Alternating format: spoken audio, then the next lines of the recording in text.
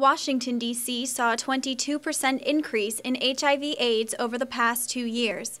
This first official report on the subject, released by Mayor Adrian Fenty's administration, shows that in 2006 there were 12,248 cases. This number jumped to 15,120 in 2008. At American University in Washington, D.C., health educator Alan Duffy teaches students to protect themselves from sexually transmitted diseases.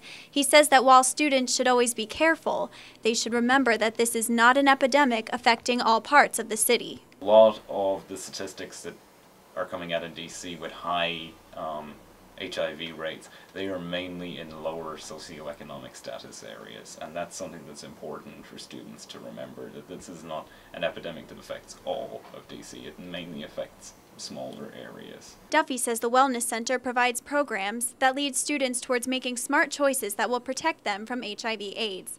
The center offers programs and literature that give comprehensive sexual education. Despite the large numbers of those affected in DC, AU is not seeing any prevalence of HIV/AIDS on campus. Other STDs are more common.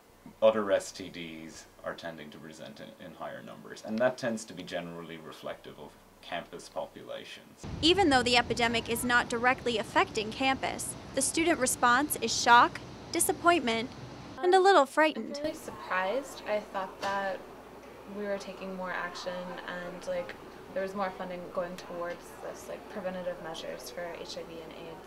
I had heard that the HIV/AIDS rate in DC was horrendous, much worse than most of the rest of the country, but I had never realized that it was epidemic levels, and yeah, it definitely